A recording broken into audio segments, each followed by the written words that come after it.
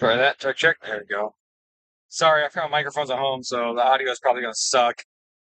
Which, I'm sorry, I don't know what to do about it. I actually didn't plan on streaming. I totally didn't think about it. I've been so busy with my new job.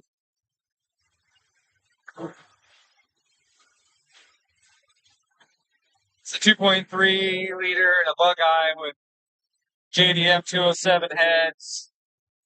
It's got a custom cam combination that I've been using for a while. Uh, Stock location turbo, and I totally forgot which one it is. I tuned it before. Same one it was last time. Not that you guys remember that either.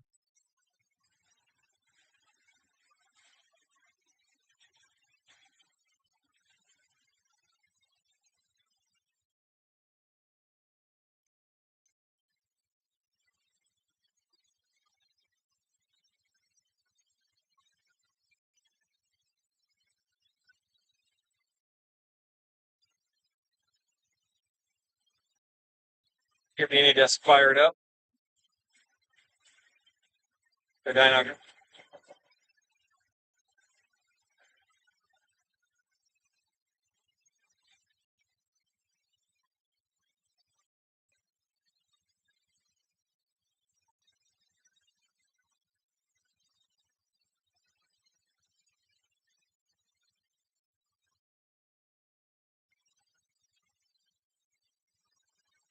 That AC is not working. It's turned on, but it does not seem to be working. Let's see if that's a link thing or if that's just his system needs to be charged thing. Just gonna bring up the stats window link. I don't know if you can see it. Let's see. Show. No, it does not. All right. Can I add it though? I don't know if I can add it.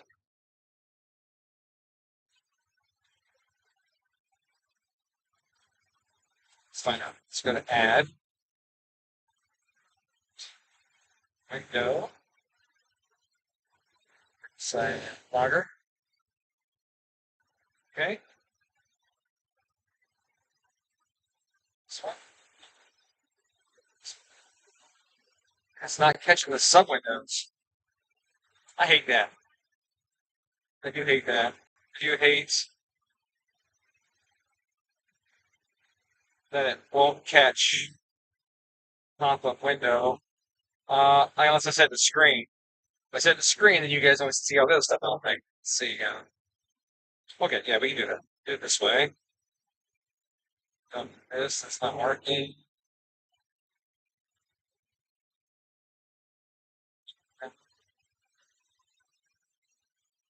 Stop for a second.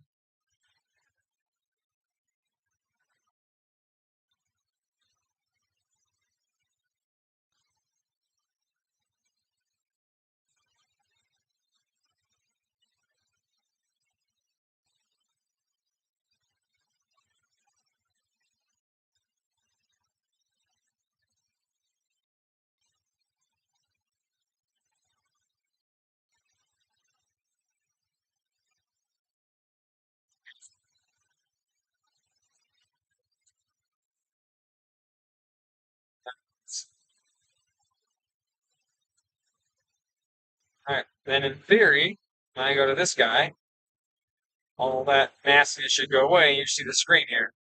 So we're going to go to our outputs. Actually, we'll go to inputs first. Digital AC request. And oh, said an AVCS failure.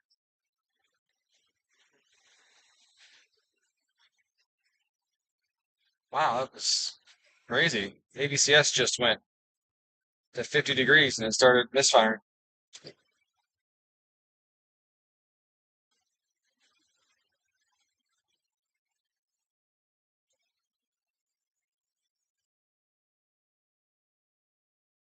I've tuned like 6 cars, maybe even 8 since the last stream and had like no problems.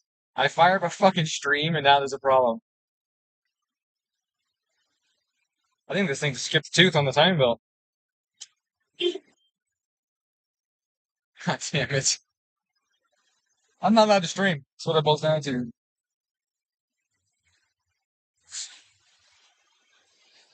Yeah,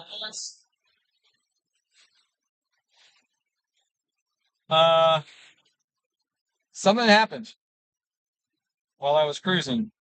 Uh-oh. The AVCS went full advanced and it started hiccuping and stuff, and then now my cam timing's off. So maybe jump timing? You might have jumped into the big tooth. It may have jumped timing. I was cruising, just sitting there, setting up my software, and all of a sudden left cam went 55 and the car started bucking. And then I pushed clutch and idle down, and then the cam went back down, but then it was at 7 instead of being at 0. But now they're both at 4. This jumps around a lot. I mean, it shouldn't jump to 55 and start misfiring. Yeah.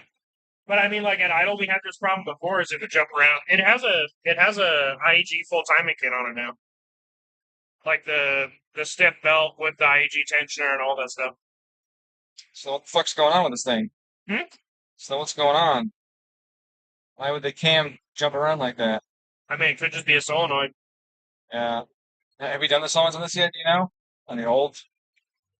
All right. Well, I'm gonna redo the cam test, cam calibration. Now that it's warm, and then we'll see what happens. I just fucking did it.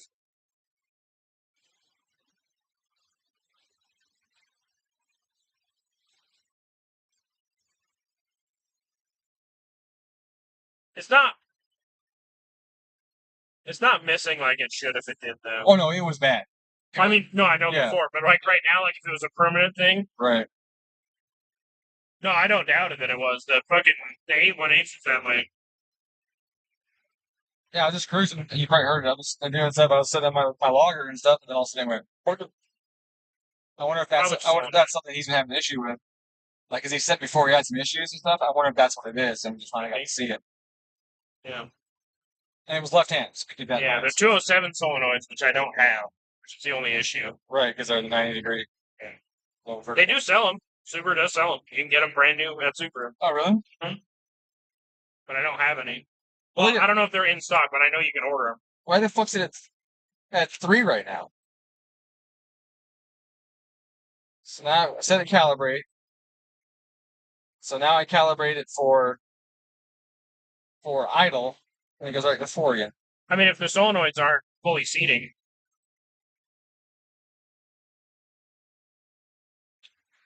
I'm not sure what it seems like.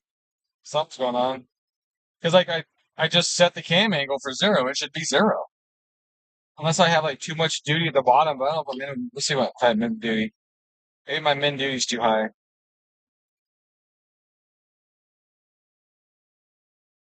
Yeah, because he had his tensioner was failing before his engine had failed. Wait, we don't have min duty on It this. had a lot of cold start slap.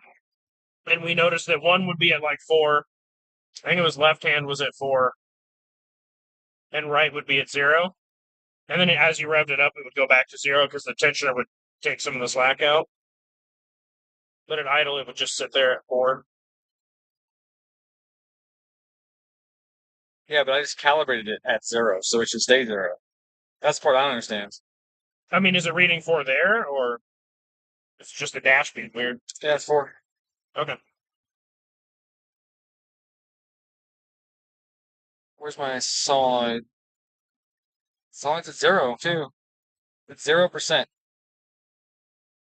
So, what the fuck? Maybe it's something. So, 153.3 is what it says. And one other thing, too, is it 149 could just be a difference in block thickness because the heads have been machined a couple times. Well, no, what I mean is I just calibrated, though, which will 0 it.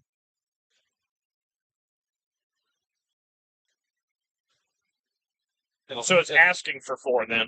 No. No, that's what I'm saying. That's what I understand. Something's wrong. So it's fucked up.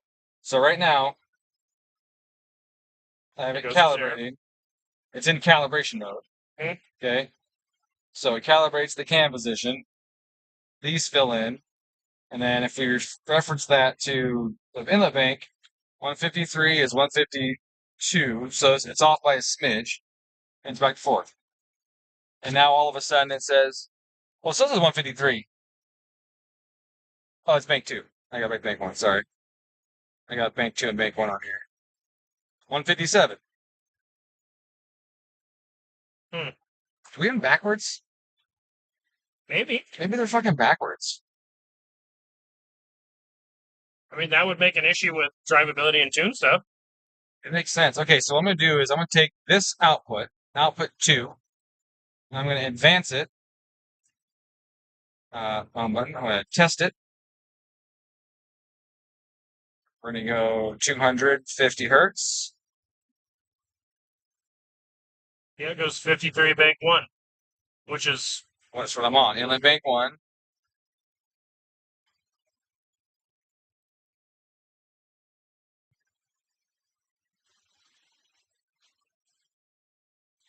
Well, it's not the wrong one. I increase that one and it goes up.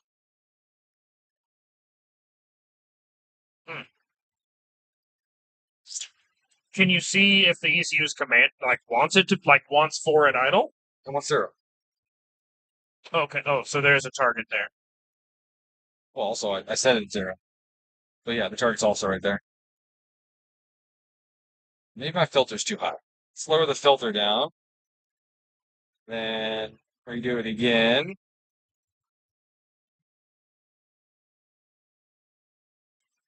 So 156.7 right now at a higher RPM. Okay, 156.7 we got here. Tests off.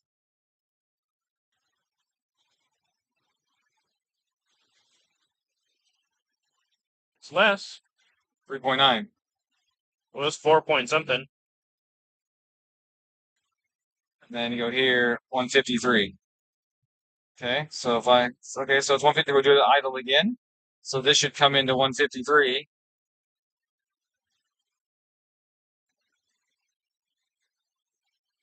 But it's not. What the fuck is going on? Like, something is fucked up. Is this a firmware issue from Link? Like, I don't know. This is weird. So if I bring this down to 150. I was gonna say if it's calibrating to 0 and then coming back as 4, that's got to be a computer thing. Otherwise, it would just calibrate at 0 and stay at 0. Right? If you're asking it to say what is 0, and it goes this is 0, and then it changes, that seems to be on this side, not that side. Right, so I said firmware issue. Yeah. But the fact that the cam went wonky on me is concerning too. But Yeah, that's a separate. Yeah, that's for sure separate. okay, so we set it there Unless it commanded it for some reason. for just a brief second, it went, I want 55. All right, well, I reduced the filter, and that might be helping. This one's at 2 here. Maybe the filter was too high or something. And because I mean, it is. these things switch phase on you, so maybe it's filter digging up. It's a 207 harness and a fucking 200,000 mile bug eye chassis harness, so maybe there's some. Maybe the shielding's not working as good as it was. Sure, yeah, you can be fucking anything at that point, right? But that's better. It's 149.3. Do that. Okay, so now it's back to being 0-ish. Let's take it off my thing. Go to off. Save that.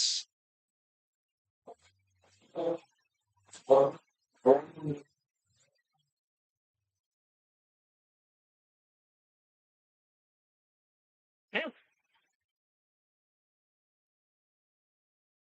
Huh. Filter. Interesting. All right, so what I was doing actually was seeing why the AC doesn't work. AC request inactive. Probably just shit button. Carson's doesn't work either. Or it's intermittent. Yeah. Thought we fixed that ground issue. This was a ground issue. Thought we fixed it. Oh yeah, it was right. That is crazy. We were running the entire car off of a stainless steel brake line. Yeah. Well, here's the fun thing, right? Is that thing melted?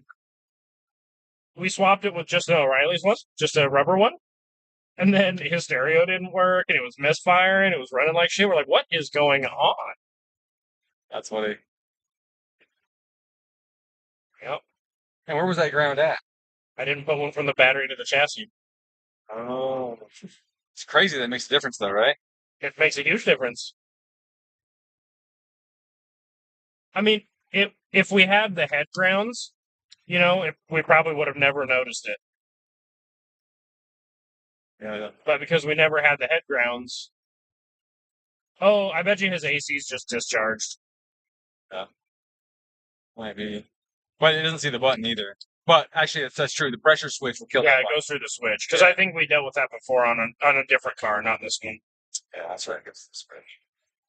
So it didn't work. All right. Okay. Cool. I don't usually use a AC on the dyno. I just felt like checking it when I saw Yeah, it. yeah. When I saw it was on and it wasn't cool. I was like, Yeah, for see what's sure. going on. All right. So it looks like maybe the filters were the problem. I don't know if that's why it went to 55 or not, but Probably not. yeah. I'm guessing one of the 30-year-old solenoids isn't working. Is this a Spec B training? So no DCC. He was running old 4 STI with no DCCD for a year. No controller. Yeah, no controller at all. Right. Now what fails in training? Fourth gear. I need a bell housing for an 04 It training. wouldn't stay in at all. What do you mean? If you Oh, no, put it in, it would just kick it out. No, I know, but I need a bell housing for an 04 SCI training. I have an 04 SCI training with a broken bell housing. The broken one? Kind of broken. It was in an accident and split. It's welded. No, it's like all the way through the front diff case, everything.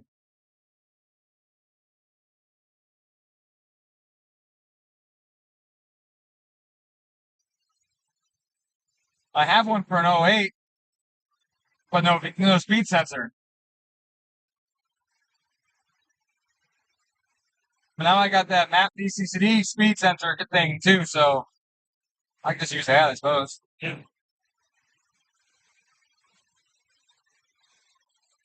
All right, back to the fuel map. Happy now? For now, All right. we'll see. Good.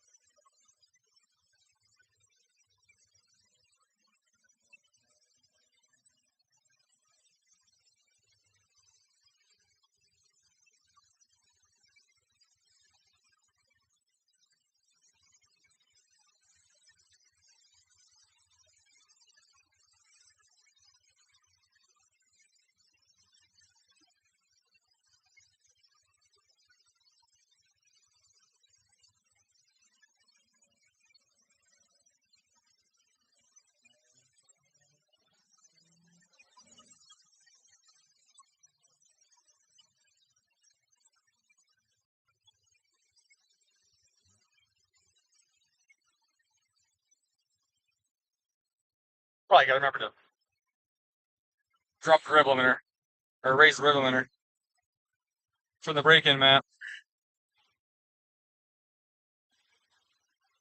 Oh no, wasn't that?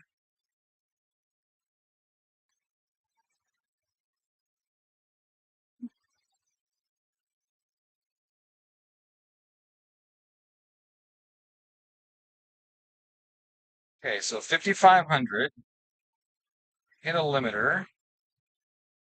Our boost pressure is 233. Our map limit, two close, 238-ish.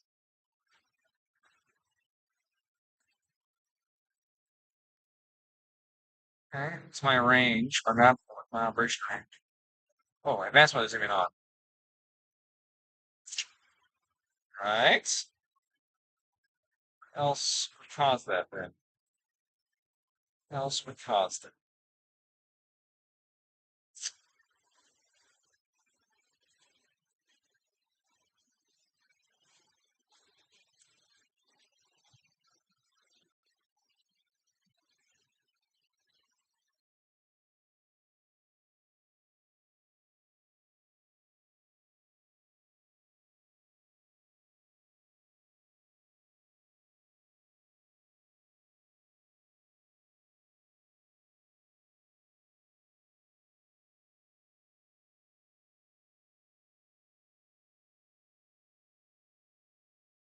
Act like that with a 20.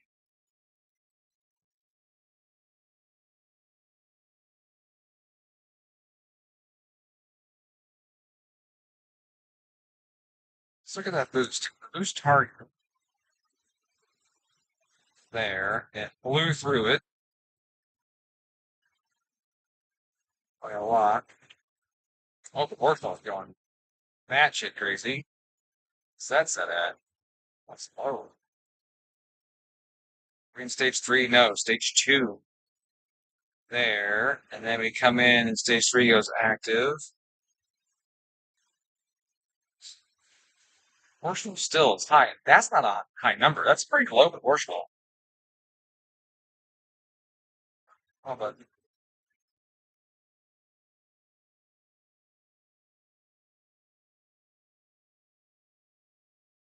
derivative is green, and that's hardly moving.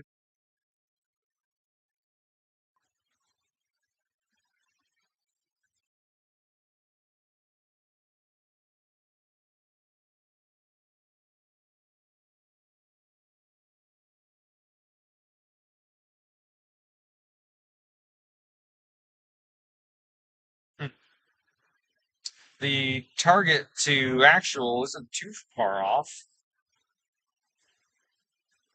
Which one's which? Looks like it falls regardless. Why the same color?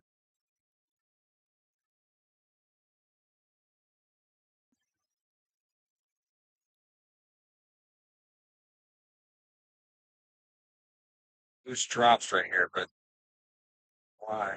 My throttle drop? No, it's not. Throttle's going up. That's weird. Cam timing's smooth through there.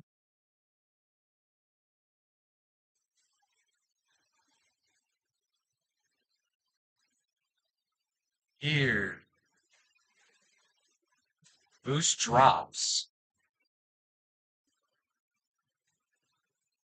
While my foot is increasing. Hmm. And it's not electric throttle.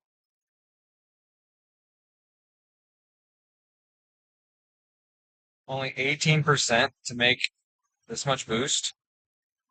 Something's fucked up on the boost control system.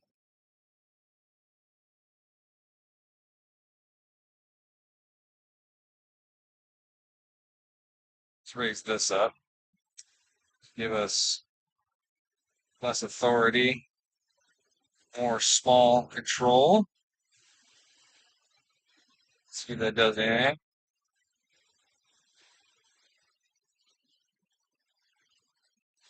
I wonder if the boost control lamp popped off right here.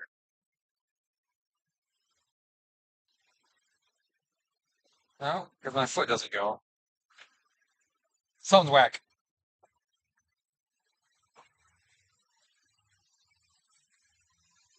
Whack. Let's try and get another clean pull out of it. See if we can figure it out.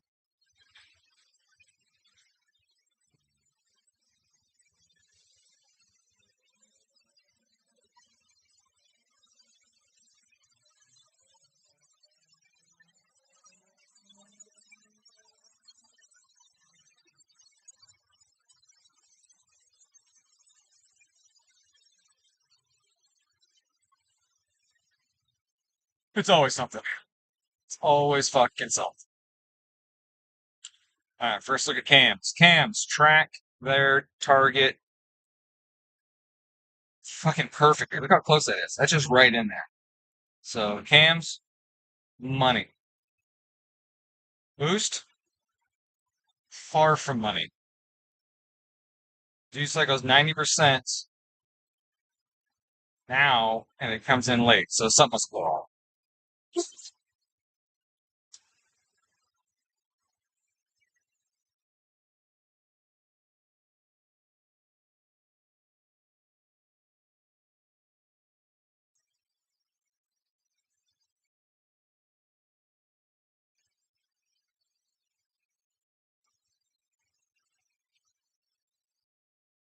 Yeah, something's wrong with the boost control.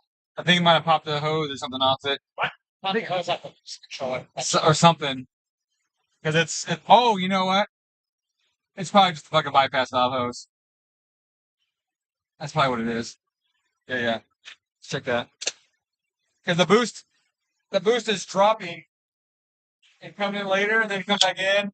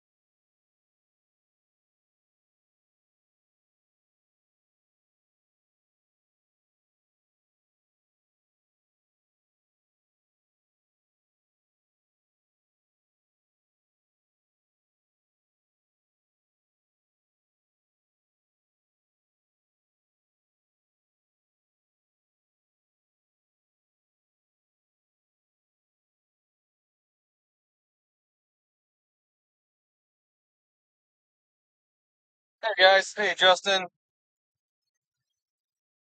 what 2.34 you got there? It's 2.3, D-stroke 2.5.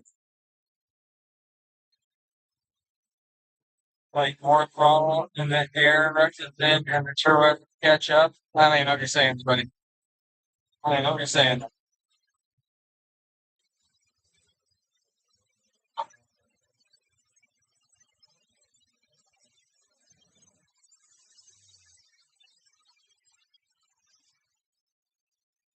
So that time I had boost.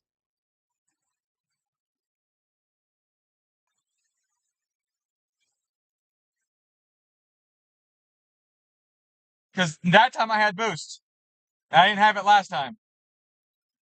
It's okay. I mean, I expect some of that. But like the last pull I tried, there was no boost till 7,000. And now that one had full boost. Too much though. It's only at 12% duty and it's over boosting. Where's that wastegate back? Yeah, I mean it's something's fucked up. I'm gonna turn it off. I'm gonna turn it off.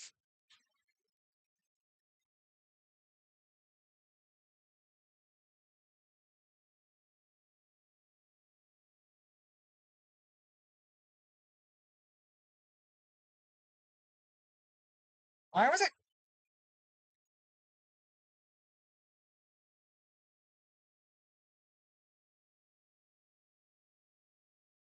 How much did it make? Um,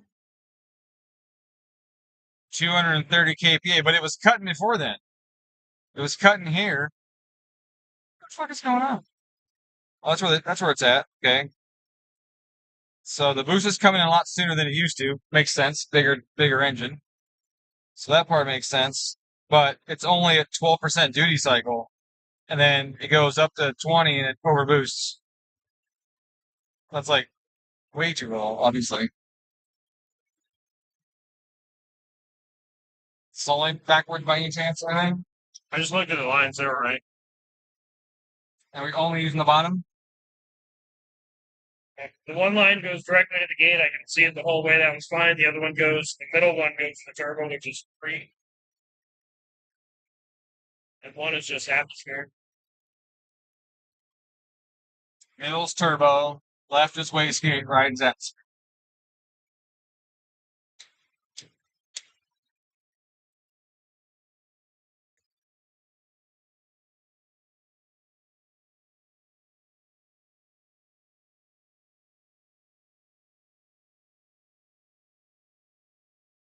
Let's go back to closed loop.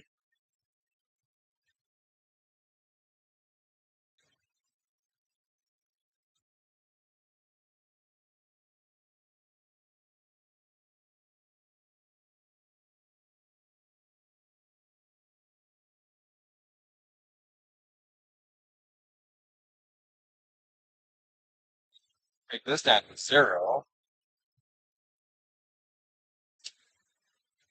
Anything change with the gate springs, any of that stuff this time? It stayed on the header. It's just literally like a R&R. Changed the intake though. Huh? You changed the intake though. Yes. Because that back will suck ass. You can wrap stuff way better.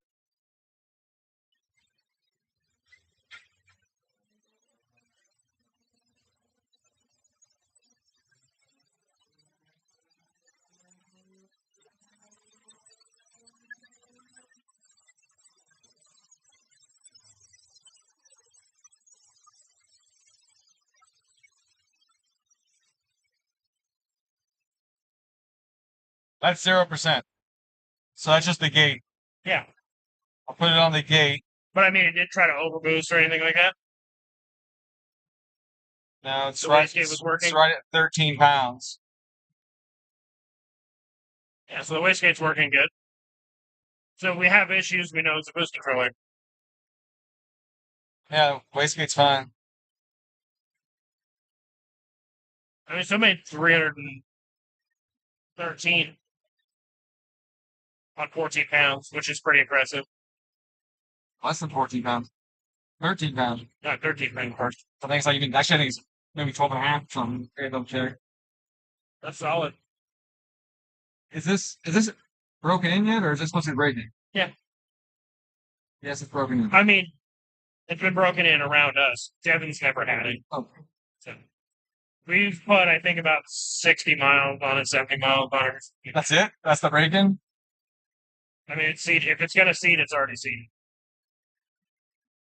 There's no way it takes 2.5 million cycles for things to get in. But we haven't had any issues with it, other than it being a little bit missy and idle. But I was like, we did change the displays good. We haven't drove it in boost at all. So maybe that solenoid was just sticky. Yeah, I just turned it off. Well, I mean, before, when it was on, off, on, off. Full of shit. Or just sat in the zero position too long and got stuck there.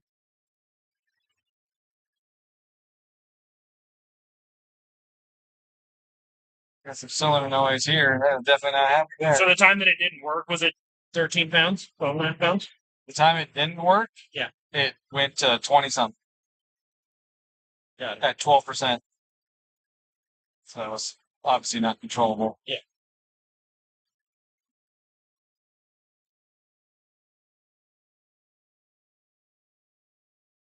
Maybe when it gets activated, it gets stuck on the open or the closed side. It's not pump gas right now, right? Yeah. From where? Pumped out of a car. All right. So anywhere. Yeah. And it's a 2-3. Are the heads chamber matched? Yep.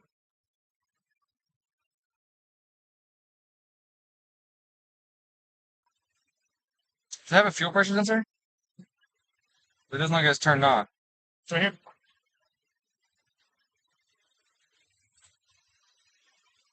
Look how flat it is. Good fuel system. No, it's definitely not turned on over there.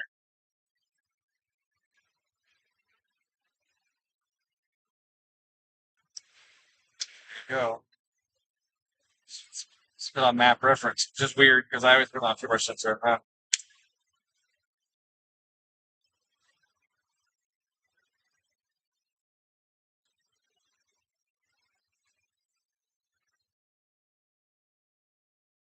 All right. Well, it has 13 degrees of timing at 35, and it knocked like a motherfucker. Right there. While also being rich as balls I mean, it could be. at only 13 pounds of boost. So that's not ideal. That's. Oh, I gotta change this. We went to a fucking big bore now. It's only 13. That shouldn't make a big of a difference from 12. Okay. My shit on my phone is just going off like crazy. Love it. What the fuck it is? It's the ring. Oh, I see outside doing yard work or something. I had to turn mine off. I couldn't do that. I had one day. The ring? Yep. Yeah, I mean, you gotta set it up right too, but. I just couldn't do it. I'm like, I was like, who the fuck's calling me, texting me all the time? Just fucking ding, ding, ding, ding, ding, ding, ding, ding, ding, ding, ding. I'm just like, no. Because I got trees and kids and, people driving by. Yeah, my internet sucks apparently, so I can't even update. Yeah, your owl out there. Yep. It's funny because the cat just sits next to it. Doing yard work. Yeah, what you do. What you do. All right. Okay.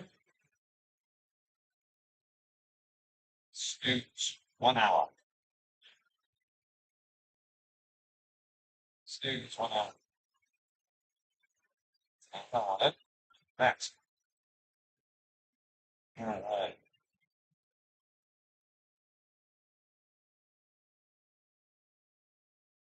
All right, so I got full timing now because the fuel's plenty rich.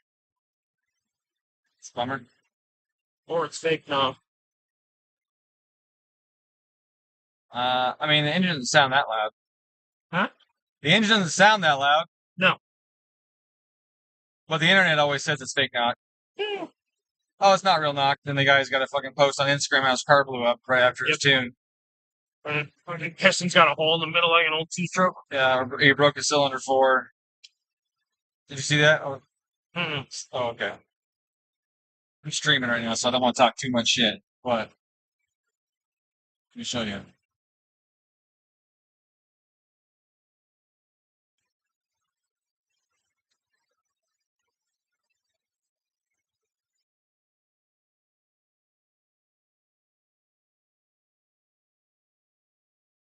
It's actually kind of fun. What turbos on this? I don't know. Big one. This one? Siemens ball bearing? I don't know. Such a location. Here.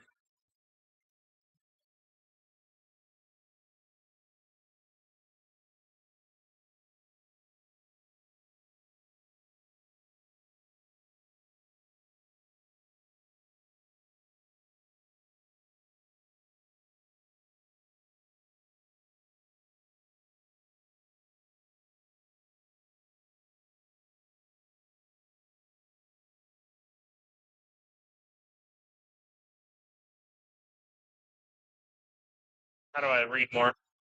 That's that's just a screenshot of it. What happened to it? Broke a cylinder wall. Oh, really? Split cylinder 4 wall, yeah. Yeah, that's the right horsepower. That's what? The right At horsepower? 520, that's the right horsepower. Yeah, that they break? Yeah. Yeah. But also, like, turn it down some. Well, he has big head studs in there, too.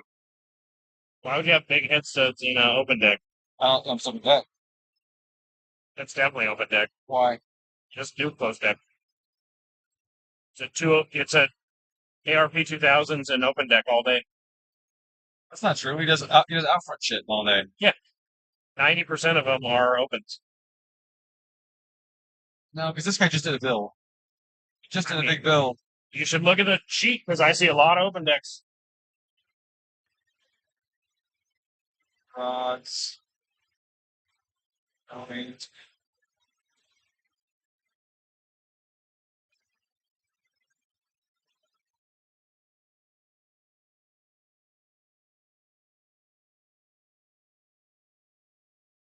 I mean, oh, either yeah. way. No, it's open deck. He did it himself. The guy built it himself. He was all over the internet doing it himself. He's got his own shop and all that. This guy did it himself. I'm looking at it here. Took his block apart, did some crank rod bearing stuff. So Yep.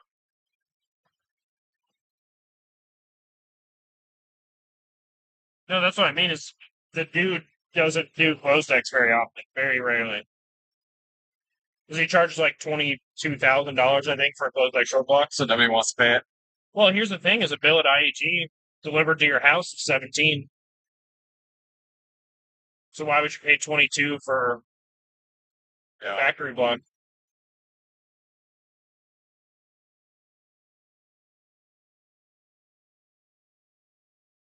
They reached out to us to become dealers. Who did? Crest did.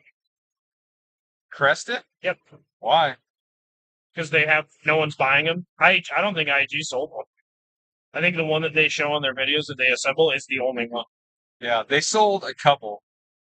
Because I know the guys that raced that bought them, but they immediately broke a rod and stuck it to the side of the block, and then it's fucking no good. They're $10,000 block down the drain. Yep. Well, I think their requirement was they wanted like a 5 or 6 buy-in. Yeah, and how much would they want to charge us for a fucking block? Well, the problem is I don't know. There's not 5 people that have money to buy. No, yeah, for sure. It's a Subaru. Yeah. I think that's something that like Europeans and Australians understand about Americans. We're fucking broke. Yep. Like when F1 went to Vegas, they were like, "Oh, we're gonna make so much money in America." And they fucking did F1 like nobody bought tickets because it was $1,800 for a basic package. Yeah, no one's going. No one fucking went. And you can't see it. Right. Well, you could there. It's on the street, but Yeah, but you get to see one turn for 13 seconds. For $1,800. sure. Yeah. I know what I'm saying. Yeah. Right? Or you can go to NASCAR and watch every single turn Right. from a distance, but Yeah, we if definitely. someone wrecks, you know it when it happens, not when you hear it on the announcement board. Right. I mean, even at 24-hour Le Mans when we went, you can see way more turns and shit than you can see in Vegas F1. Yeah. That's a big fucking track. Here's the thing. That's many minutes. The casinos would have been better off paying for some of those tickets and then not shrouding the track and just letting people buy hotel rooms and all that stuff. Yeah, but F1 wouldn't let that happen. I know. And they signed that contract at Vegas, and there's like, whoops. I mean, just look at the builds that come out of Australia and stuff like that. Look at the quality of them. You know, and then you just go, oh, yeah, well, that makes sense. Like, they don't have shitty car shows and, like, you know, stuff that we have here. Right. They don't have Burlington Northern car meets where people are drifting their stock, you know, or doing donuts in their stock RX-8 while some guy's switching down another guy with a, you know, high point. It doesn't exist down there. Everything's polished, everything. I mean, go to Thailand. They don't have any money, and they have the nicest engine base of any. That's all they got to do. That's all Oh, they, no, that's I all mean, they have to do. everything's custom fabricated, everything's titanium, everything's polished, everything's billet. Right. I mean, they're the ones making it, but, you know. You know, IAG orders 10,000 tensioners from Thailand, and guy makes just an extra for himself. He's like, wow, rich. Yep. Well, no, he puts it on. I mean, that's the thing, right? Is they have access to all the tooling, manufacturing, and all that stuff. Well, I mean, fuck, Craft Cloud shows up exposed to that. 3D print here, $300 in the USA. It's 10,000. You're like, Dude, I couldn't believe it. It was $9,400 versus $400 and something dollars. yeah, I had one. It was for the boat thingies that I did. Right. I paid $530 and it was like $1,600 or $16,000 for this. Something ridiculous. I was like, I got a quote from a local guy who has access to a metal 3D printer, and it was somewhere around. I think the original was like $800 from Craft Cloud, and then his was somewhere around like the $6,400 as kind of a deal, like as a, you know, like trying to be as good as he could. Are we streaming? yes, Famous. we all are. Certain silver card? No, this is a blue card. Yep. It's a blue one. All right, rip it. Yep. So I guess I'm just tuning the wastegate pressure then, because that's too sensitive a boost control system.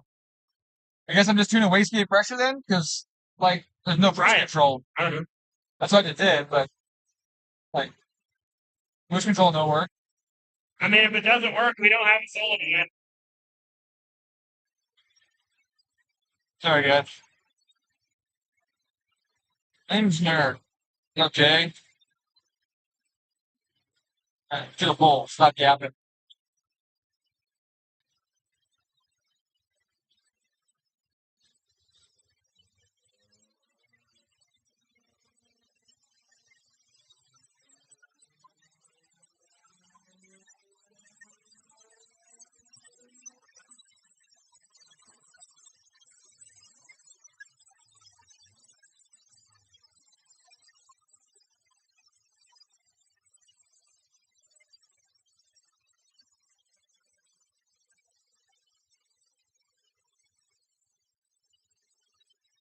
You turn the phone on.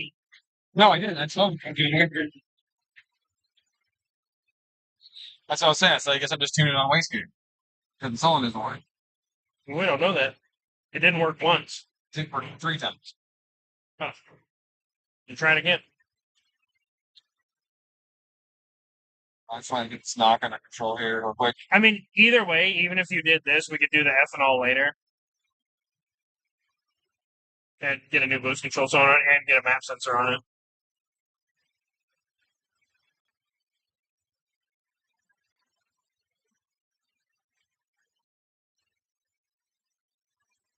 That worked.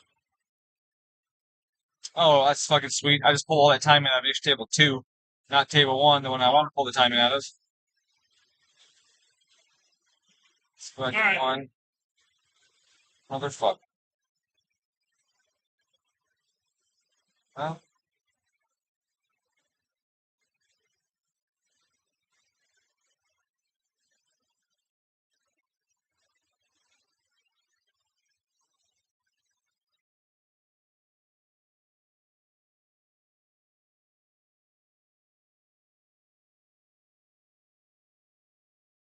Got a bigger bore, a lot more timing and cruise.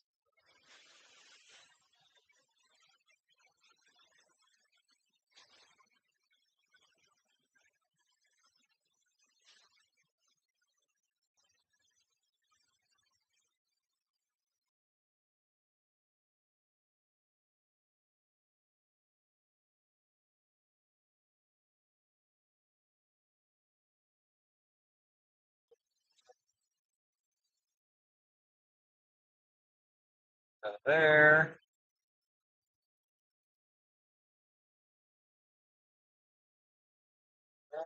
That. Alright, let's go back to table 2, since I did the wrong one to begin with. It's a high ethanol table.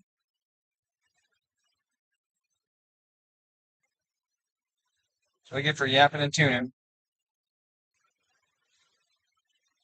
Alright, go.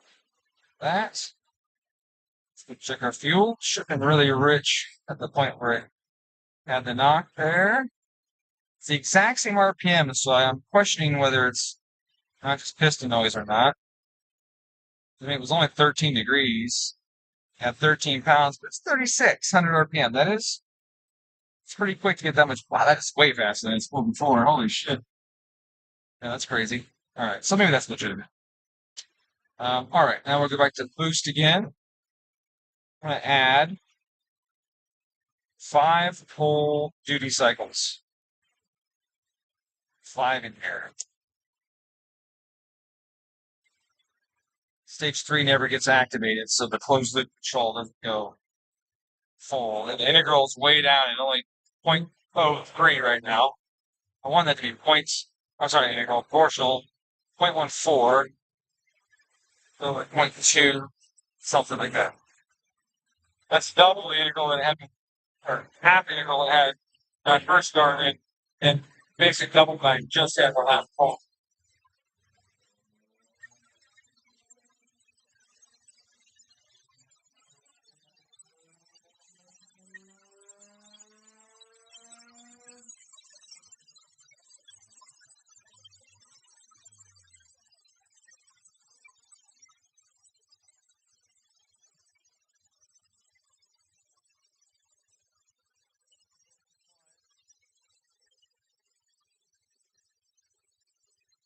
Nice and quiet, and that actually shows me I can lower my threshold. Threshold's pretty high compared to my noise level. So let's go find my threshold. This. So the threshold is 4.7, and the noise was like 1.5. So we can drop that down a bunch.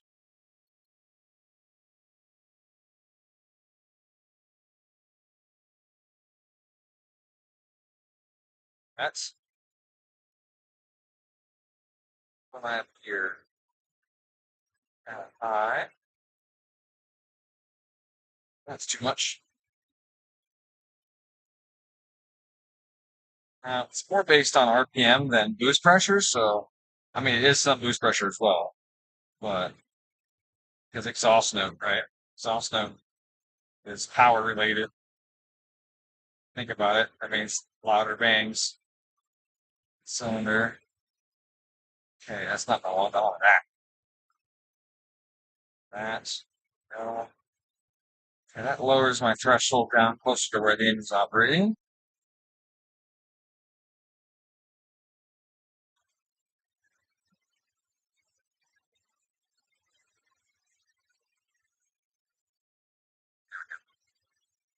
That should be closer, like that. The next pull is gonna be a lot tighter, so it might even pull some timing because I brought that threshold down so close to it. Let's see, I lost power because I dropped so much timing out of the map.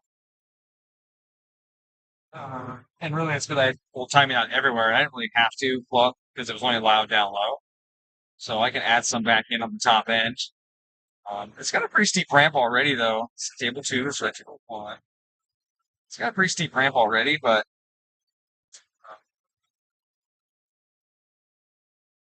yeah, see that? I'm just gonna load this one a smidge here. Bring that closer. And go up.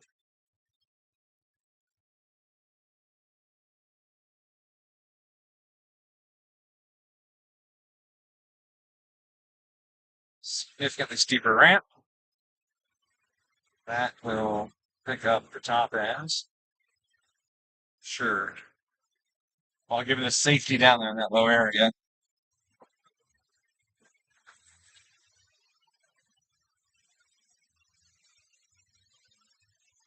Check my feeling again. It looked pretty sweet last time. Like flat as could be right at target. You see it's only pulling. Oh, the top's pulling a bunch all of a sudden. But the pull that might be more tested at this pull. See if the timing is too low, making it inefficient. If we got some time, it might increase the efficiency. And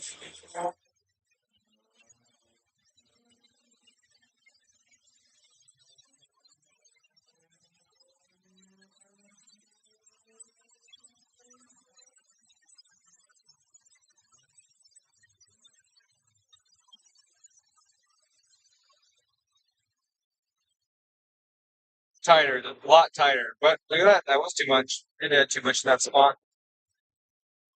That was a lot tighter.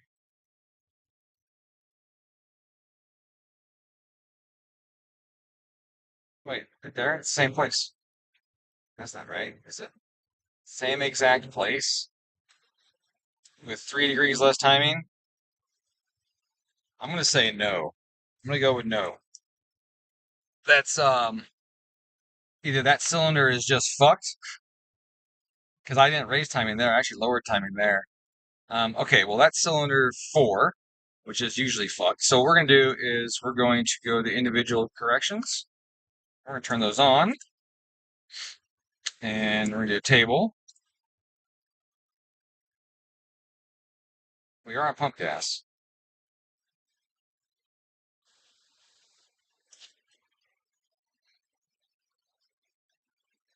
So we're gonna pull some out of 4. Push here down from just above atmosphere. Pull 2 degrees out of 4 right there. And then we're gonna go. I can fuck with that more later to get it more like I want it. Just want to get it started. Um, and adding 2 degrees into the cylinder isn't always a good idea, but it's not always a bad idea. And sometimes they're fine with it, especially if you're under time to begin with. Then you can throw some time at it suddenly and it won't be a big issue. But if you're close and you throw some at really quick, then even if that value wouldn't normally get knocked, the rampant increase in cylinder pressure and heat and load and all that stuff can make it knock. So it isn't always a good idea just to go up really quick. That's one reason why a lot of engines have timing retard with throttle. You give it throttle and there's a timing retard a little bit, pull it down. From the factory, most of them have it. I don't know if you've noticed that. Most engines have a tip-in retard on the timing.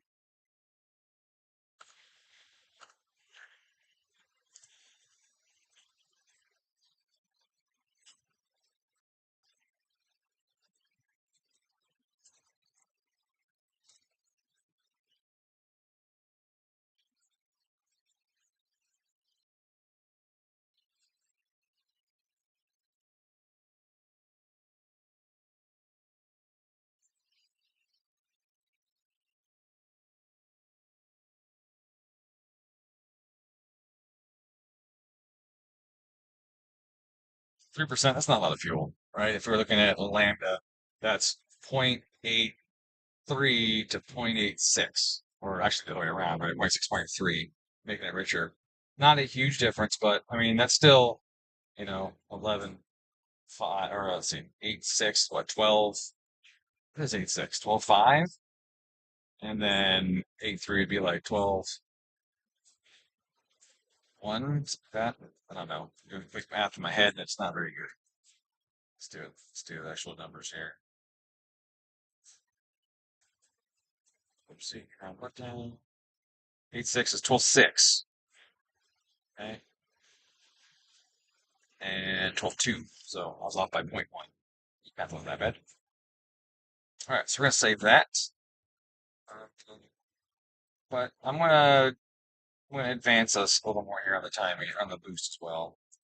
Because I have all day. So we're going to do both. We're going to go 10%. Now, 10% was giving us way too much boost earlier. So we'll see what she does there. Check chat real quick. I didn't know Crest was having a cast EJ. Someone's got to. I've been trying to do it for years. I actually had a thing that I was working on, and it's kind of taken over by somebody else. Open deck crack 4-1, yes. Um,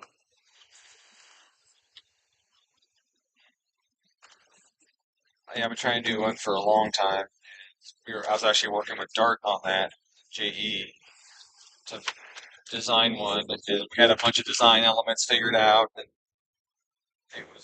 it was progressing. Then COVID hit, and then somebody else put a bunch of money into it. Another engine maker place, so I got pushed aside.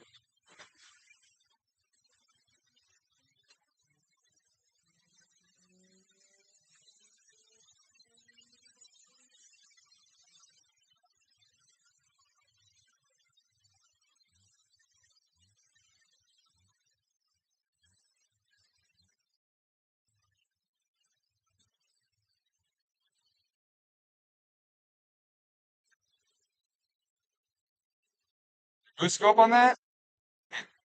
Did a tiny bit.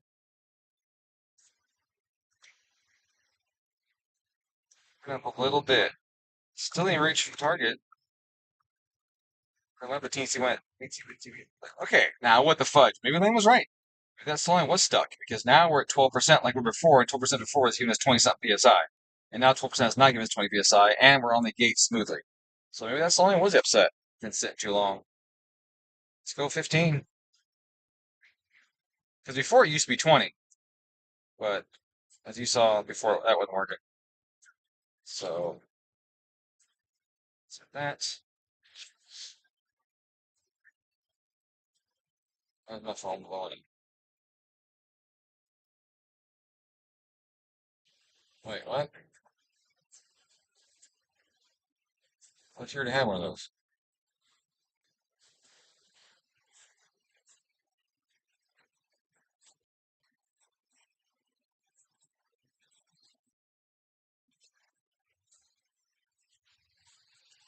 Oh, and if you look, remember the proportional was 2, and now proportional is 4%. And I doubled it here. Sure enough, I got double the action out of the proportional system. So that's something, right? Now, at 12, we didn't hit target. So at 15, we probably aren't going to hit target either, but we might get us close enough to get the closed loop system fully functional. We'll see. We'll just keep creeping up on it slowly. All right. So now, 2.2 times 14.7. Oh. So that's 18 pounds. Okay, so plenty of room on the plenty of room on the map sensor. This has a stock map sensor, so we can't go too crazy.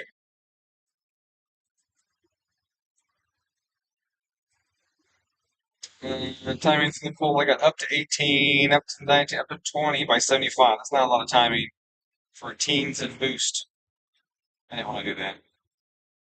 Unfortunately, they don't give you the option of like unselecting it. You have to go through the thing of admitting you screwed it up and then go back. Oh, and I'm rich up top too, so we got 10% being pulled there, and we're still 6% on top of that, so 16%. 16% to your rich right there. Where's that at? Wow. That VE's dropping like a rock on this thing. What's our cam timing through there? Probably too much. Yeah, let's go to 0 right there, see if we get.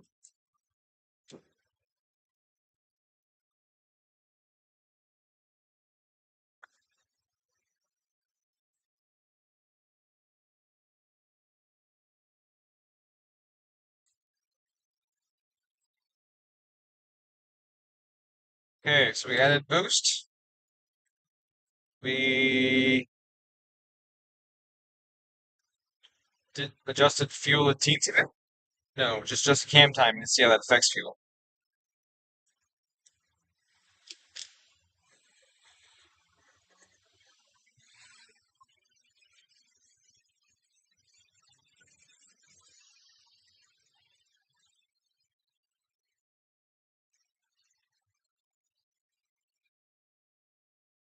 Why we cut?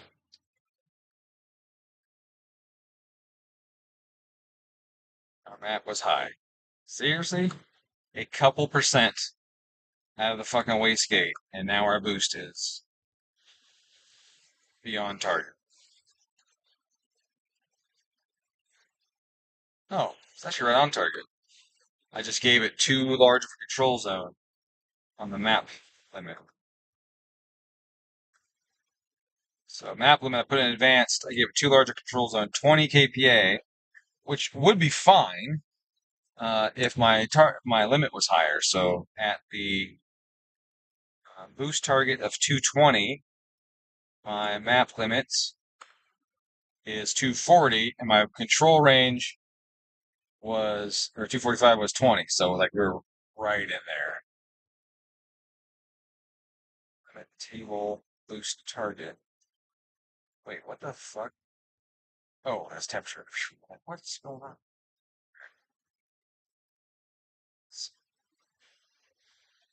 Let's raise this up.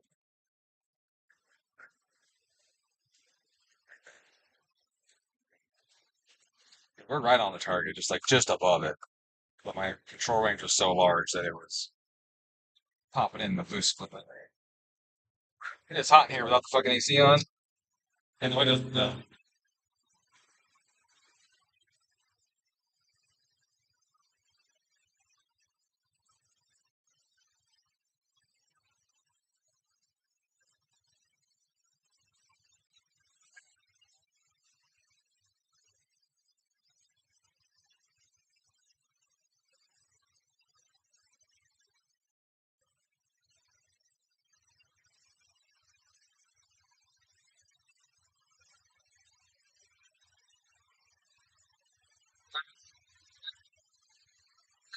Get me loud in vents.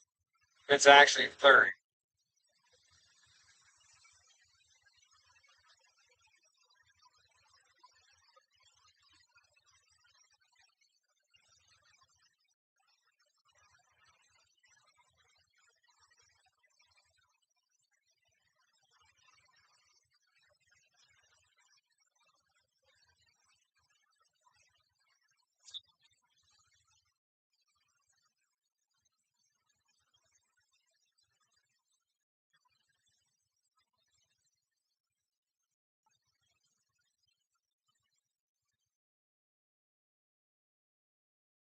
At that point, fuel was 7.4 lambda, which is pretty damn rich in my opinion. For you American guys, that's 10.8. So it's rich, and timing was only 9 degrees. Right RPM. Same exact spot, 3,500. So I've added fuel. In this case, it was richer. Not to that cylinder, it's a different cylinder.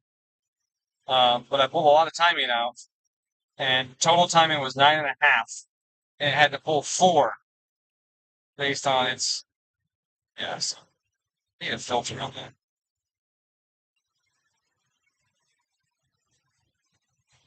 Maybe or two. Dude, the fuck? Like,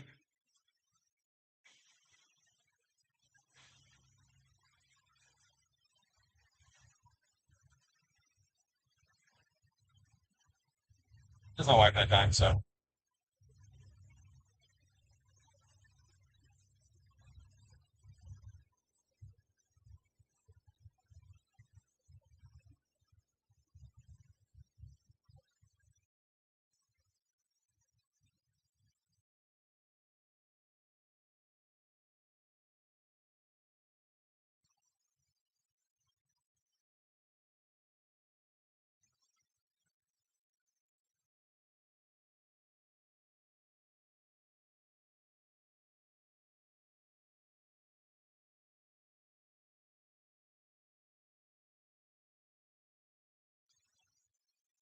It's turned down, too.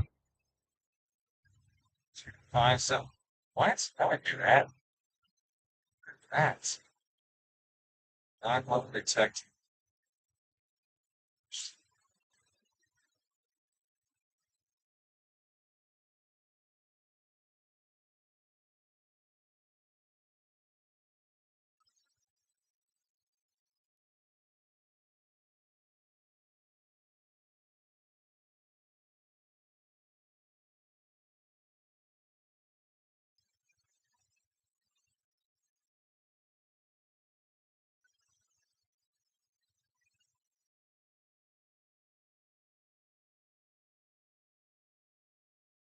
Everybody's at standstill.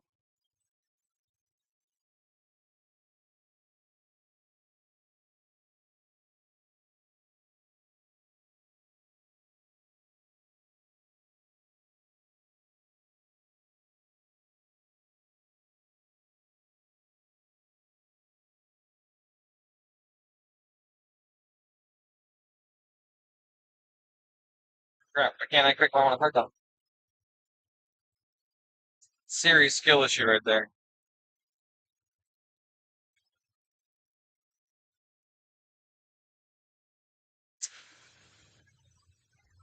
Alright, let's try it again. Got that fixed. Should cut on me now. I skipped there.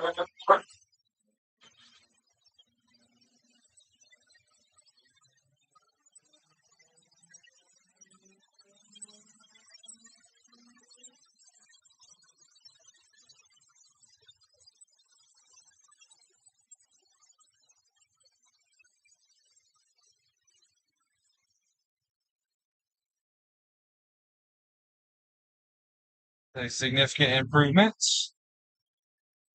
Can you add boost? Oh, fuel pressure died. That's why I got the high duty cycle on it. Fuel stayed pretty tight. It got to 8.0, but it stayed pretty tight without fuel pump. I think we just found out why his last engine failed. We didn't know why it failed, but I think we just figured it out. Okay, and it's set to come in 20% or 5,000 high speed. And it was definitely over 20% and over 5,000. And it went. There we go. Figured it out. I missed a beat.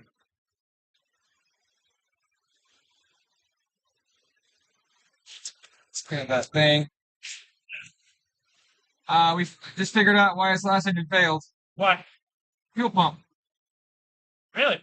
Yep. Just went down to 14 pounds during that pull. Or it's out of fuel. What? I thought we fixed that. I guess we didn't fix that. You have to go to the ECU. Okay. But here's the thing: is he could have ran it out while ripping, Because he wouldn't know. if he wouldn't know. Right. So you're probably not wrong. And some boost. That's 18 pounds. That's solid. Gripping. Yeah. Fuel me. Yeah. You put all in that last car? Yeah. Well, throw some methanol in then. Huh? Throw some methanol in then. Yeah. I mean, if it's empty, then Right.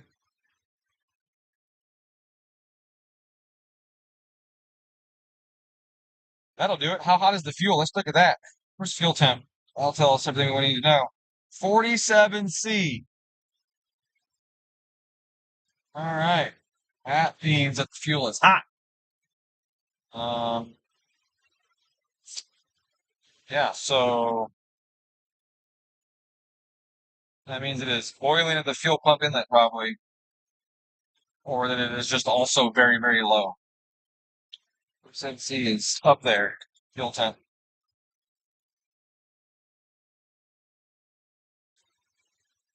Interesting. Closed loop landed is -3 right there. Oh, it's at -7 here. Oh, it's actually updating kind of slow. All right, let's fix that. Let's increase the update rate, make that faster. Fuel. Flip lambda. So our update rates. It's 8, 9 up there. everybody says the jug that everyone thought was ethanol is not. What is it? Of anything. Oh, it's empty. Yep. So we can't even put pump gas in it.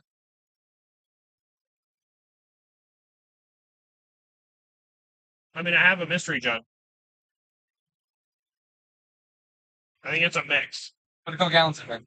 Do it.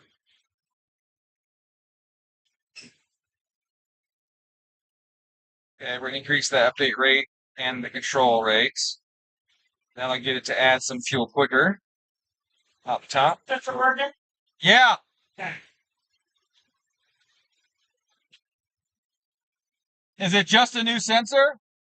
Huh? Is it just a new sensor, or did you move ground, or what? I just put a new sensor in it. Okay, yeah, works fine.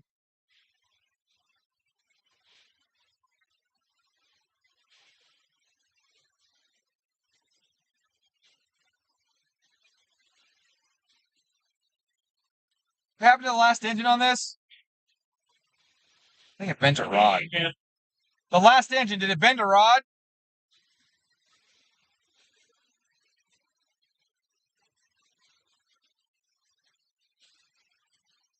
Ah, kaleidoscope.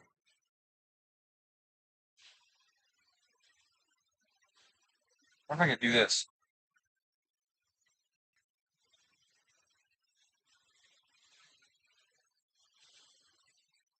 Yep, I can. Oh, here you go. All right, let's see here. Okay. That is all the mystery fluid. How many gallons do you think it was?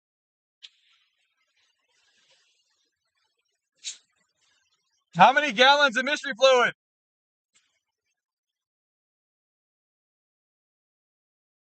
About 3 gallons of mystery fluid. All right. I don't know if it's a mix or if it's pump or what it is, though. I smelt it. Sometimes it's hard to tell. Sometimes it is.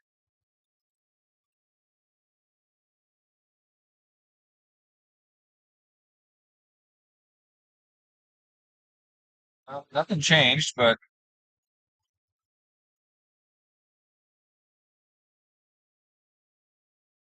temp dropped 10 degrees, Love it. but ethanol's still 10%.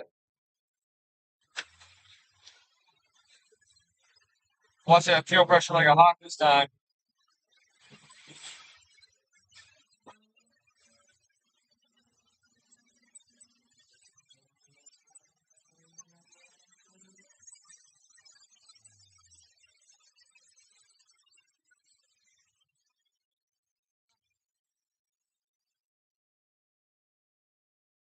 Nope, they didn't fix it. All right, so fuel pump it is. It is the fuel pump. You know that. Sweet. I do love them links, man. Do love the link. Um, yeah, so for the money, like you can't beat it. If you want the best system out there, it's an Mtron, and Mtron will outperform the link all day, every day in so many ways. Um, but if you want one of the best ones for the money, it's the link. If you want to waste your money, get a Haltech. Carson said we need a tube system. I could talk. I could be like, hold down. Yep. Yep. Engine room. Yep. Yeah. Tell me what you need, then I bring it. Right. I need a fuel pump Still or doing a it? controller. Yeah. It's probably, yeah, it's one of them. Okay. Okay. Well, I guess that's that. Yep. I'm going to turn the boost control system back off. Yep. I like the settings where they're at. It worked really well this time. Yes. You must have been right with the fucking solenoid being sticky or something. Or maybe there was something in the line, That like could've like a bug crawled in there, Yeah, fucking piece of shit, dust or something. Who knows? something. Because now it's working again. All right, so disabled. And we'll store this bitch. And we'll save this bitch.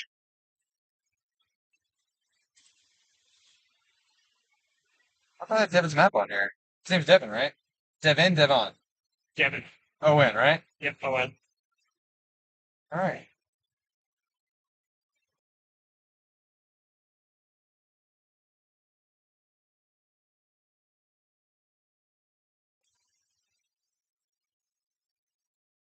Okay.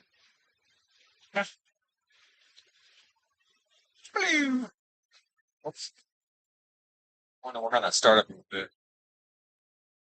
So I get it started a smidge more, smidge faster. What's my prime table at this thing?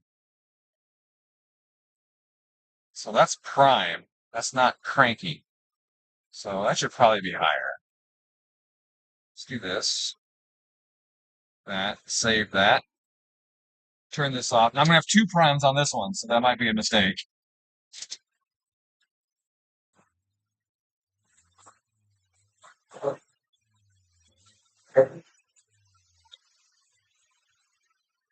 Turned it off. While on high RPM, because I want to clear those ports out. Let's see what it does with empty ports.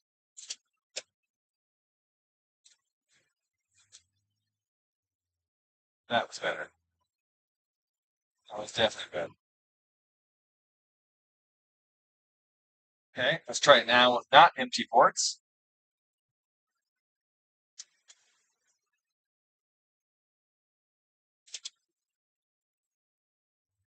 Oh yeah, it's good. Okay, now we're gonna do another rev, but this I want to turn off with the throttle wide open, or pull even more air through the engine and dry the ports out even more. Right there. It's wide open. Just sucking air through this thing. Completely dry those ports out. Let it sit for a couple seconds. See how it starts with totally dry ports.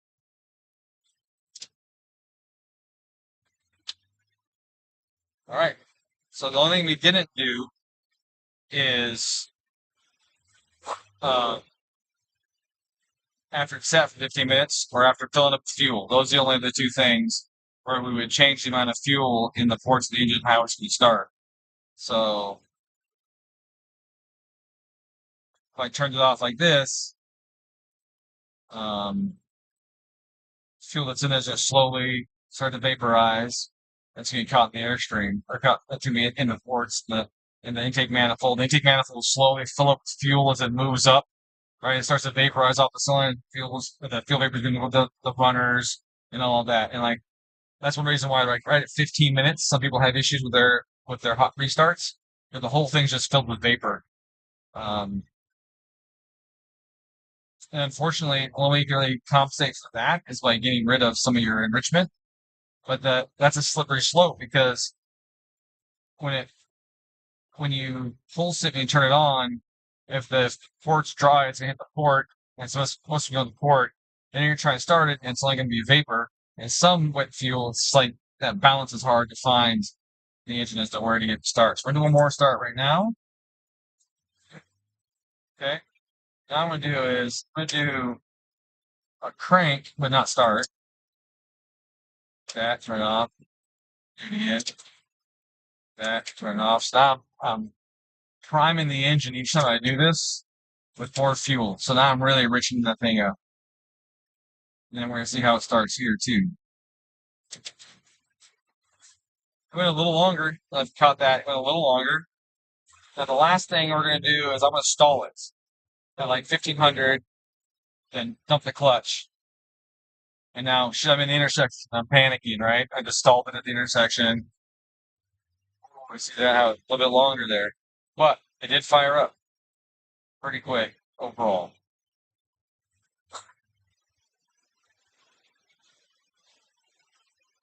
And that's something factory seems to have a ton of start maps for. You'll see start maps with all these different hot restart values, post start values, priming values, and they're all conditional based. And we don't always have access to the conditions that do it. But those conditions are typically going to be engine cycles, temperature, intake temperature, all that stuff, so that when you take your factory car and you install it somewhere, you hit the key, it still starts just as fast as it does cold, as it does warm, as it does normally.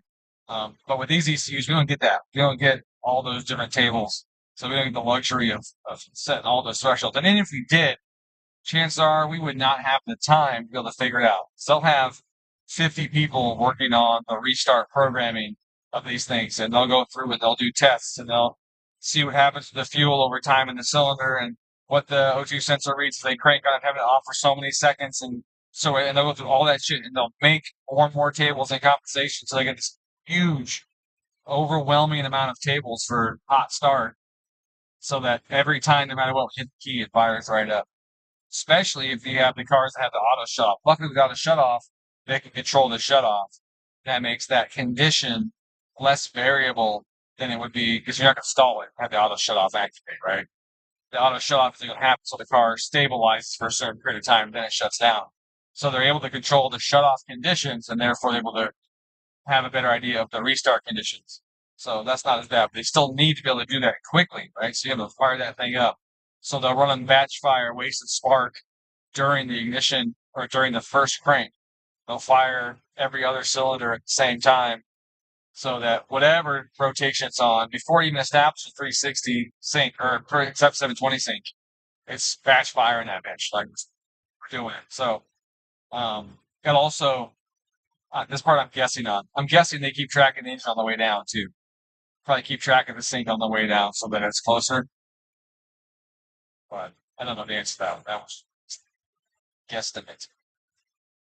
At least I would. I would try and keep track. Because key's not turning off, right? So I want to keep track of the engine all the way down to till it stops. Most fun Subaru drivetrain that you've experienced is sets able to go roll drive on demand. Is that regular? Yes, that was my 5-speed. I had a built 5-speed with a tarmac gear, the Cusco tarmac gear center diff, and it was either 35-65 or 0-100, and it was a good time. Or 100-0, screwed it up. But it was that was a blast. That was so much fun. I did so much stuff with that car. Was it the best in the winter? Shit, no, because it was an open diff. So if the front started spinning, they got all the power. The rear started spinning, they got all the power. You were going sideways. So I learned to use the e-brake and the foot brake more with my left foot to control the traction on all four tires, keep all four gripping and going. And I had that in the winter. But in the summer, or if I wanted to drift, it was on demand, and it was a good time. That engine has so much goddamn torque too, so single overhead cam, 30, 70, something, one maybe, ethanol, no, meth injected. You know, I could be approaching an intersection, downshift, stick it right about 3,500 and nail the throttle, and it would just give a little wiggle on the steering wheel and counter and just through the intersection completely controlled. It was a good time. And if it started to over rotate, you could just fucking yank e-brake really hard, and reduce power a smidge, and the fronts would start to grab, and it was so opposite what you would think. You would think you have e-braking, but as long as you weren't pushing the clutch in, you were just slowing the rears down fast enough and adding torque to the fronts that it would start to push power forward. It was good. It was a good setup, but it ain't gonna it's not gonna handle. At least those 5-speeds aren't really gonna handle the power that a lot of today's cars make. So yeah. Grip Tech. This one here is a LinkG5 on a 234 with 207 heads. My small cam package, and which is still bigger than a lot of cams, but the smaller of my cam packages, and it's like a Dom 1.5, I think. I think it's Dom 1.5, something like that. Anyway, so no fuel pump workage. So we are done for today on the tunage. I just wanted to work on that hot restart a little bit. I need to clear that light for the JFD cycle. Connect to it. Clear that code.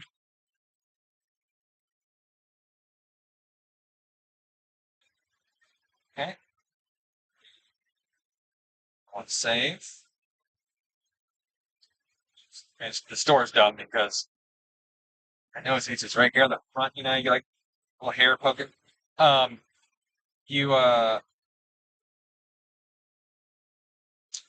was dumb because it was already, if I turned the key off, whatever's on the ECU is on the ECU. So if I had changed anything without storing, then it would have been any good anyways. So with that in mind, I should stick with that prime table again. See, did it go up? Yes, it did. So it was at 4, remember? So yeah, that went up. Okay. Now it's important to realize that prime is not the same thing as cranking enrichment. So when you're doing your tables on your Subaru ECUs and you have those, you need to keep track of what you're looking at because cranking is not the same as priming. What else can I say about this? I guess that's it. It's 5 o'clock. The day's over. The fuel pump took a shit in this thing, so this tune's over. And we're going to put a fuel pump in it. Not today. and then put ethanol in it. Feel like that we're good. Man, my wife is really blowing me up. You okay? Are you being held hostage? Are you okay? Do you need something? Stand. It's not even 5 o'clock yet. She's already home. Hopefully she's like not in trouble. We have a code word. There's a problem.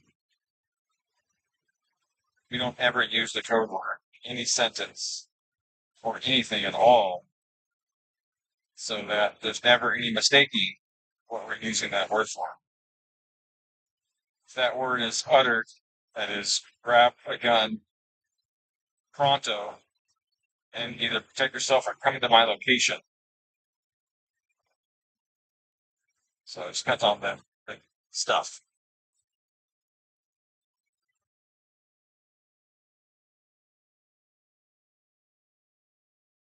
Everybody stops. I'm looking at the cars.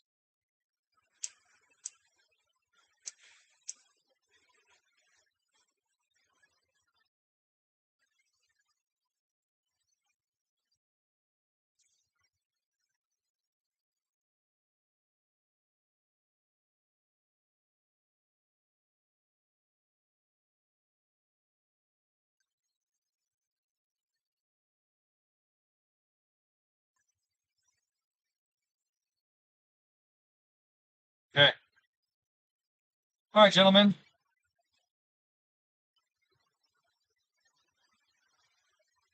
I still want a creative closer. I don't know what it's going to be yet. So if you got any ideas, something I won't be too embarrassed to say, shoot me a message. Shoot me a message. Need to figure something out. Something creative.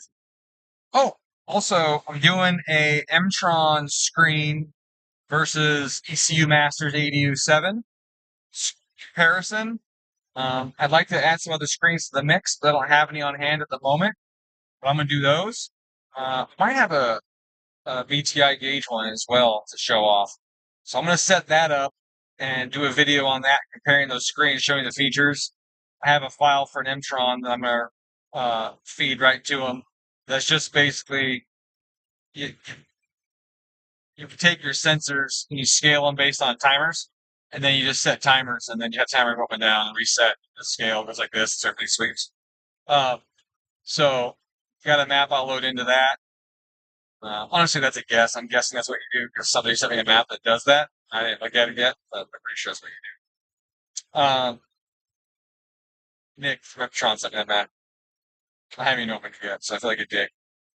But anyways, so I'm going to show the screens, show their image quality, and then go through some of the software so you can see the software and shit. The real reason for this is I want to show people that the Mtron screen, while it seems stupid high priced, it's actually kind of worth it. The way they did it is the Mtron screen is almost like an additional logic processor that increases the capability of the Mtron. So I can do more stuff by having the screen plugged into the Mtron than I could do without. I can have it control other parameters. I can have it control existing parameters, but with more influences, I guess, like, I guess you could say, right? Like, I can add other PID loops, and in theory, I haven't done it yet, I can use turbo speed from boost control instead of boost control, or I can use both. I can use turbo speed for boost control to try and always target max turbo speed, but if I go above a certain set point, I can have it bring the system back down. So I have the ability with the Mtron to add a PID loop, almost an infinite number of PID loops, for example, and have the Mtron screen do the processing and then feed the information back to the Mtron and operate the outputs that way. So it's super sick. It's really, really cool. So it's something I want to demo for you guys, and I want you guys to see how badass it really is. and explain why it costs $3,000 for a goddamn screen, right? But if you think about it, it's $3,000, but it's also a body control module, and it's also an ECU logic expander, and it's also, you know, whatever else. The only thing it's missing is H bridges. I can't have it hold the windows up and down. Unless well, I could technically if it was activating relays. So you can do so much with it. It's almost like having a second ECU right there. Inputs available, not a lot of them. It's a little low on inputs, I think. The 7-inch, a little low on inputs. The 10-inch, you got a gajillion inputs. But for inputs that I can use for almost any function, it's got, yeah. Anyways, super cool. I think it's got, I don't know if it has outputs or not, honestly. I don't recall. But find out when I release the video. So, be pretty cool.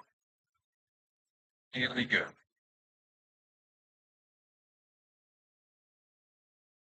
Do you have an idea what the AF tables are targeting in OEM raw?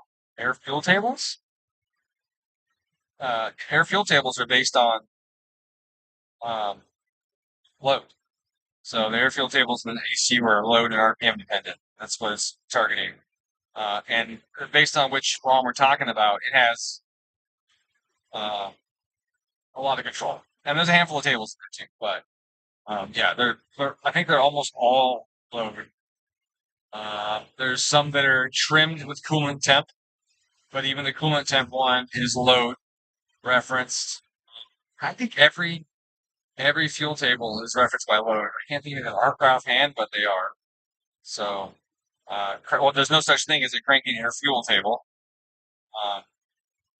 The cranking table is an injector pulse width. So it's not, you can't target an air fuel while you're cranking because there's no air fuel to target. They're targeting a pulse width into the end. And it's not RPM based, it's just temperature based, if I recall correctly, right? So they're giving you a pulse width, but how far you modify that pulse width as you change injectors, it isn't linear because factory injectors have 12 atomizer holes that make the fuel hit less port and more cylinder, whereas aftermarket injectors don't have as much atomization and they hit more port and less cylinder. So what happens is you end up needing, so if you doubled your injector size, you'd only drop your cranking enrichment or pulse width by like 20-25% because so much more of that fuel is not getting atomized. It's hitting the port wall. It's just not being useful for that. And then what also happens though is that then when it starts, you have a rich dip on aftermarket injectors. So that's why in a lot of cars, especially on hot restart, you reduce the post-start enrichment for hots and the 150s to 130s area as well, Fahrenheit. Temperature range as well. You reduce the cranking and, the post-start enrichment there because you put more in than the engine would have had otherwise. That's programmed for, essentially, right? So because less went in the cylinders on the prime pulse and more hit the port wall, I couldn't shrink the pulse down as far as I would normally, and therefore, once it starts, the extra fuel in the port wall goes in the engine, and you get a bigger rich dip. So what you end up doing is with bigger injectors, you got to reduce your post start, like 30%, but you only reduce your cranking enrichment or pulse width by like 20%. And so it's this different juggle, right? Like how much fuel goes in the engine and when does it go in? So basically, if you double your injector size, you're only going to drop your cranking by like 20-25%. Then you're going to have to reduce your post-start enrichment, the fast decay post-start enrichment by like 50%. Otherwise, when it finally fires, it's rich and bogs, so it'll fire, then go, it's too rich. So you'll have two things to juggle. Instead of, if I just had bigger injectors, had the exact same amount of atomization, then I would just cut my my cranking pulse width in half and be good. But that's not the case. A lot of that fuel port wall cooling up, not well atomized, so it's not going to combust. Like even if it made in the cylinder, it's not atomized. It's big drops, not small drops. which means there's a bunch of fuel that's shrouded by fuel that's not in contact with oxygen. So I could dump, it's like if I had vapor and liquid, if I had the same amount of fuel in a jar and I took half a gram of fuel and I dripped it into the jar, or I took half a gram of fuel vapor and put it in the jar's gonna fucking explode, right? As soon as you put a little bit of flame to it, it's gonna burn all of that really well. The big drop, you're gonna have to hope that your spark, your heat, or whatever your ignition source is close enough to the drop to hit the vapor layer around it, or that you gave it enough time that the vapor was able to expand in the jar some, and even then when you let it off, it's gonna go a little bit, it's gonna burn a little bit, and then you're gonna have that drop. And that drop's gonna have like a little flame come up top of it, like an oil lamp, and then eventually it'll go away. So the same thing happens with cylinders when you do your prime pulse. You have good atomization, lots of little fine droplets exposed to air. When you light it off, it burns more of it and quicker. Or you have big drops that pool up in there, and you're hoping some of it evaporates enough that you can get it. And then when it finally starts to go, piss moves up and down, shakes it up, it atomizes, the heat adds up, and all of a sudden all that fuel burns. Then that's that big rich dip you get after. So, anyways, I hope that's helpful in understanding what's going on when you're starting the engine. Good luck getting that for somebody else. Can you do it with 6-speed? 6-speeds kind of come that way from the factory. If you have a DCCD and you don't put any power to it, you get that type of behavior. But you damage the shit out of the 6-speed. So, close my program here. You damage the 6-speed like the DCCD, and you start to feather the plates. So you can get away with it for a little bit, but the more you do it, the plates sliding across each other loosely, the friction makes them kick a little bit to the side, and then they're rubbing at an angle, and then it looks like your snow tires, and you drive in the summer and you did a burnout. That leading tread block is not square anymore, the tread block rounds off, or if you have a high-powered truck with off-road tires, that tread block deforms, hits the pavement, and burns it off. The same thing happens with those plates. Obviously, it's not deforming that much because it's a small plate with grooves, but the same thing happens. You get an angle on the plates, and they start to clip each other, and you burn off the edges, the ridges on there. Sometimes material gets stuck in there, or you get a lip that forms into the leading edge, starts to like deform the material, you get a little bit of a lip, and then those things start to chatter in a parking lot. It's all screwed up, and you gotta apply power to it, lock that thing up, and then go do some figure eights in the parking lot, which is uncomfortable because now you're holding those together and then you're forcing them to turn as you're doing figure eights, but that squares them up and starts to burn, knock that ridge off. So it's it's possible with a 6-speed, but it is not ideal. It's not something you want to do for an extended period of time because it does mess them up. It's not it becomes an open diff, but it's a slightly preloaded open diff with those plates in there. If there was a way of opening those plates up and removing any contact between them,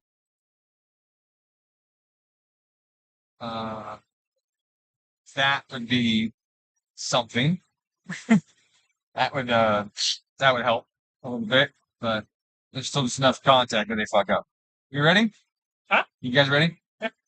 I got a quick question. When you advance the cams, that also messes with the actual cam sensor timing. Yeah, by a little bit, but whatever degree it is. Yeah, but it doesn't matter because it's still within the window of home. Okay.